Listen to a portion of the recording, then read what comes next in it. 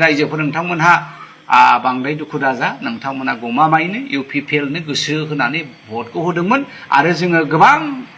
सिटआव देरहानायाबो जोंहा 9थानिफ्राय 10थासिम देरहागौमोन जों नाथाय बिथांमोना एखेबारे गोसो जानानै षड्यन्त्र खालामखाबाय EVM खौ बोरैबा बोरैबि खालामनायनि थाखाय जोङो दिनै देरहायाखै आरोमा जोङो जेनाखै एक्चुअली जोंखौ फेजेनदोंसो मोनसे बोलोआ मोनसे आनसिन साइन्टिफिक बोलोआ आरो माखासे षड्यन्त्रआ जोंखौ फेजेनदों खुलुमबाय लोगोफोर बयखौबो आंनि मोनसे गोदान भिडिअ फिन खेब फरायहरनाय थाबाय तो लोगोफोर बे समावहाय नोंथांमोननि सेराव मोनसे बिग आपडेट भिडिअ लाना फैदों तो जाखालि 4 अक्ट' खालि जानानै थांनाय जिहेतु आसाम एसेम्बलि इलेक्शननि जिहेतु रिजाल्टखौ बे थांखिखौ लानानै दिनैसिम ससियेल मिडियायाव सोंखारिथिनाया जोबनो थाङाखै मानो थाखाय दिनै UPPL हान्जाया जेननो गोनां जाखो बिथांमोना जेनाखै बिथांमोना हारियाखै बेखौहाय बिथांमोननि गेजेरावहाय फेजेनदोंसो होननाय बेफोरबायदि बाथ्राखौहाय बिथांमोना थांखिखौ लादों तो दिनैनि दिनावहाय गर्जन मुसाहारिया बुंदों UPPL हान्जानिफ्राय जानानै बिथांमोना UPPL हान्जाया दिनै मानो थाखाय जिर' जानांखो आरो मानो थाखाय जेनखो तो बेखौ लानानै बिथांमोना दिनै फोरमायदों बिथांमोन हान्जायाहाय दिनै UPPL हान्जाया जिर' जायाखै बा बिथांमोना हारियाखै बिथांमोनखौहाय फेजेनदोंसो बेफोरबायदि थांखिखौहाय सोंखारिथिदों नोंथांमोननि सेरावहाय तो जियानो जा मानो थाखाय बिथांमोना दिनैबो गावसोरनि हारिनाय थांखिखौ लानानै बिथांमोना गोजोननाय दङ बेखौहाय फोरमायदों आरोना लोगोफोर तो नोंथांमोननि भिडिअखौ जोबजासिम नाय अब्लानो बुजि मोनलांगोन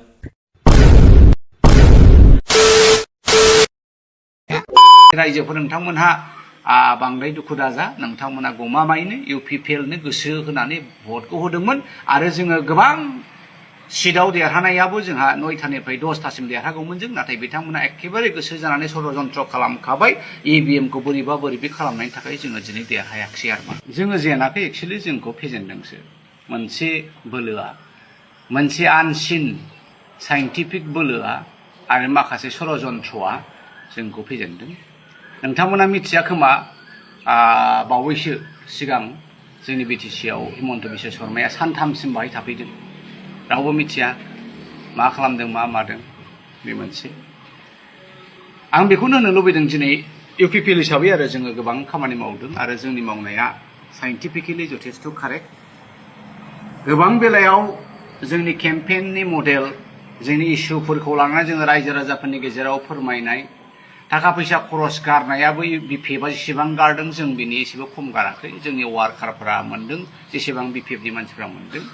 दा बेफोर गासैयावबो जेबो फाउलथि गैया रायजोफोर नोंथांमोनहा भटखौ गमामायैनो UPPL नो होदोंमोन नाथाय मोनसे षड्यन्त्रआ जोंखौ फेजेनदों आं बेखौसो बुंनो लुबैदों माब्रै बयनिबो गोसोआव गनायनो गोब्राब मोनदों मोननै मोनथाम बा मोनब्रै मोनबा डिफारेन्सफ्रा अरजायामोन कमप्लिटलि 15टा सिटआवहाय मोनसेबो UPPL आ देरहायाखै आरो नोंथांमोना मोजाङै गोसो होनानै मार्जिन बे देरहानायनि मार्जिनखौ नोंथांमोना नाय आकाश फाताल डिफारेन्स एखेबारे जायखौ जों सानफेराखै जायखौ जों रुजुफेराखै MCLA काउन्सिलनि भट MLA आ जाहैबाय मोनथाम मोनब्रै MCLA ज' जानानैसो मोनसे बिधान सभा समष्टि जायो जों जाय MCLA मोनसेल' सिंगल समष्टियाव जे भटखौ UPPL नि केन्डिडेटफ्रा मोनदोंमोन बेखौबो जोङो मोनाखै एबारावहाय दा बेबायदि गाज्रि रोखोमै जेननायाव